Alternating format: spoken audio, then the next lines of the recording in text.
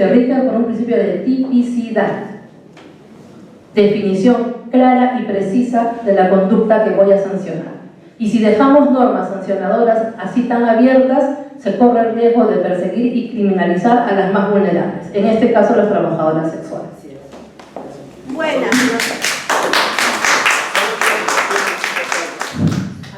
Después, una precisión que es importante. O sea, esta ordenanza de 1718 modifica una ordenanza anterior que establecía, tipificaba de la misma manera, muy laxamente el tema de las infracciones, pero además tenía menores multas. O sea, era una UIT.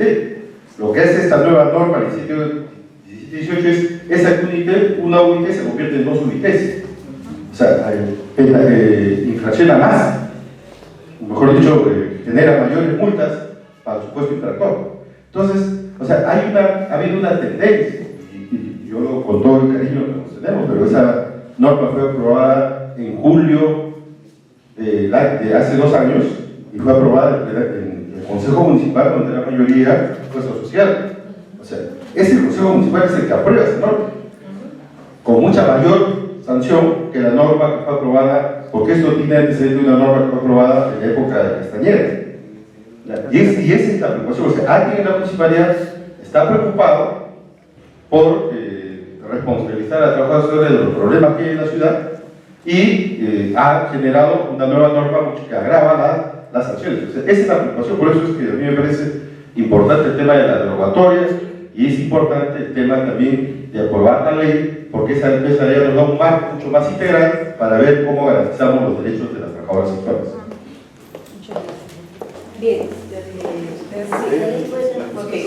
Aquí ha pedido la palabra el Ministerio de Trabajo.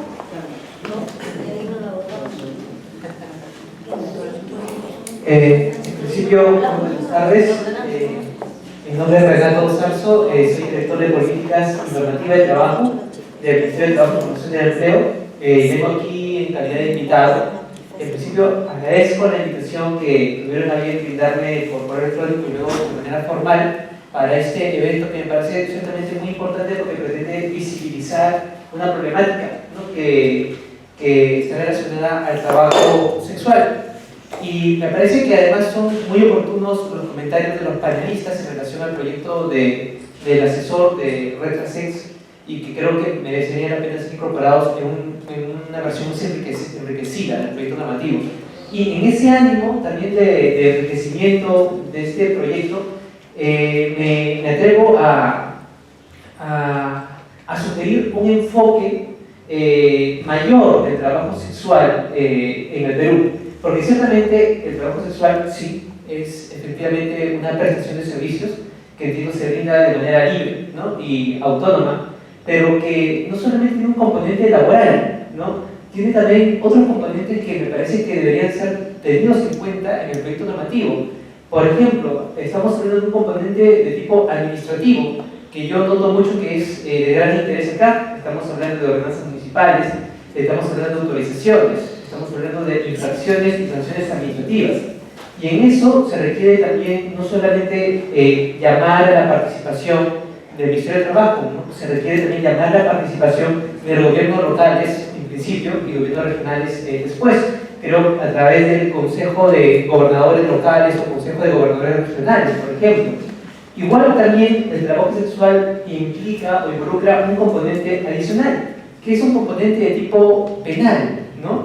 Porque, por ejemplo, estábamos leyendo la cartilla, ¿no? Y efectivamente hay la necesidad de diferenciar el trabajo libre sexual de la trata de personas, así como también es necesario diferenciar el trabajo libre sexual del proxenetismo, ¿no? Sin embargo, por ejemplo, hay determinadas regulaciones en el Código Penal que sancionan el proxenetismo de una determinada manera y que creo que merecería un replanteamiento a la luz de lo que se está conversando en este momento.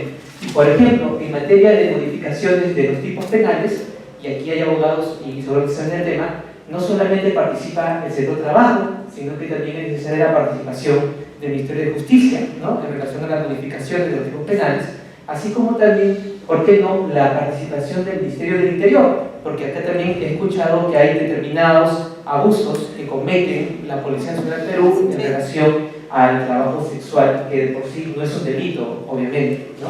Entonces, es otra perspectiva, ¿no? Un componente adicional que llamaría a la participación de otros sectores. Igual también entendí que acá está la participación del Ministerio de Salud a través de una estrategia en contra del VIH-Sida. Efectivamente, el trabajo sexual, como he escuchado, implica una mayor exposición a las enfermedades de transmisión sexual mayor a un 12%, ¿no? Ese es el grado de incremento. Entonces, se necesita pues ciertamente la participación de una estrategia para ver cómo se reduce este grado de exposición del trabajo sexual. Eso involucra la participación, por ejemplo, del sector salud y, por qué no, también la participación del Ministerio de Trabajo en lo que respecta específicamente a la regulación laboral, ¿no? Aquí sí, ya tal vez para una futura coordinación, y encantado de seguir asistiendo a estas reuniones, habría que diferenciar exactamente, ¿no?, el trabajo sexual autónomo, que entiendo es el que pretende abordar en su complejidad el proyecto normativo, de un trabajo sexual subordinado, ¿no? Porque con un empleador, ¿no? Con un empleador que, por ejemplo, tenga ciertamente la obligación de llevar una planilla formal de sus trabajadoras sexuales y otros tipos de obligaciones laborales más. Lo cual, por ejemplo, no sé cómo se puede compatibilizar actualmente con el artículo 179, ¿no?, que te dice favorecimiento a la prostitución del Código Penal. Te dice, el que promueve o favorece la prostitución de otra persona será reprimido con pena privativa de la libertad no menor de 4 ni mayor de 6 años. Entonces yo me pregunto, si un empleador, imaginemos un caso hipotético, ¿no? O sea, un empleador que desea establecer, luego de la debida zonificación, ¿no es cierto?, una zona, una casa de trabajo sexual, ¿no es cierto?, con autorización municipal, etcétera, todo en regla. Pero podría tal vez interpretarse que estaría incurso en este delito, ¿no? Porque estaría, no sé, favoreciendo la prostitución de otra persona, ¿no? Y por lo tanto sería pasivo de una pena privativa de libertad, ¿no? Entonces, como acabo de escuchar en la otra usted, hay un tema penal que también tiene que delindarse de un trabajo sexual subordinado. Entonces, como pueden ver, está la intención de seguir enriqueciendo el proyecto normativo, pero también me gustaría que pongan la atención de que se necesita la participación de otros sectores que tienen algo que decir, ¿no? Y tal vez mi labor en esta primera intervención es expandirles el contexto, ¿no?, hacerles ver el bosque, para que ustedes, a través de sus agentes de coordinación respectiva, inviten la participación de los sectores para seguir creciendo el proyecto. Muchas gracias.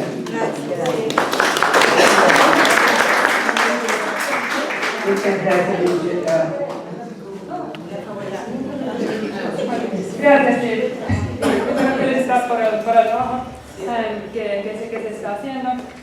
Y solamente quería resaltar el punto que no cualquier normativa sobre el trabajo sexual es deseado, porque, como sabemos, hay tanta normativa que por ejemplo, criminaliza trabajos sexuales en diferentes países y que básicamente vulnera muchísimo más los derechos de los trabajadores sexuales, o si hay ordenanzas, por ejemplo, que establecen sanciones en la situación donde los trabajadores sexuales, por ejemplo, no tienen posibilidad en el contexto actual a tener su trabajo formalizado, porque no existe la legislación que lo permita. Y entonces lo que se sugiere promover es básicamente la legislación que promueve los derechos con diferentes tipos de leyes que pueden ser, por ejemplo, bueno, obviamente la discriminación está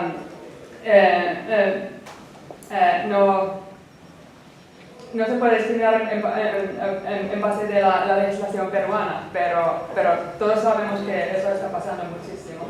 Y por eso muchos países, por ejemplo, han llegado a tener normativa específica que prohíbe la discriminación en relación al trabajo sexual. También un comentario en relación de lo que se dijo en relación de prostitución.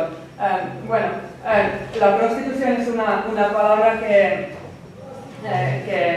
bueno, en nivel internacional no se sugiere que se utiliza. Es trabajo sexual siempre y cuando sobre servicios sexuales consentidos, voluntarios entre los adultos. Y la única contexto donde se dice prostitución es prostitución infantil, que es prostitución de los niños y adolescentes menores de 18 años y también la trata de personas, que es completamente otro contexto y va a ser importante asegurar que se haga la diferencia y como se haya comentado antes. Gracias. Bien, entonces le damos la palabra, agradeciendo la participación de todos los actores acá presentes. Finalmente, la señora Azucena Rodríguez, presidenta de la República. Bien, estamos al final de nuestra reunión y no quiero dejar de decir que las trabajadoras sexuales de la Red Placer estamos conscientes de lo que estamos haciendo. Es algo que recién estamos empezando, estamos de pie, no vamos a retroceder y es hora que defendamos nuestro trabajo y tengamos nuestro derecho. Como dije, sabemos que si conseguimos, ¿no?, una regulación va a haber cambios. De hecho, no nos van a decir, chica, ya, felices. No, sabemos que van a decir, esto tiene que ser, esto van a pagar, esto así. Entonces nosotros estamos conscientes, nuestro asesor legal nos ha conversado acerca de todo lo que se nos viene y lo vamos a aceptar siempre y cuando consigamos que nuestro trabajo sea regulado y que no haya tanta discriminación, tanta correteadera de la policía y de todo el mundo que abusa de nosotros. Quiero darles las gracias a todos y a todas.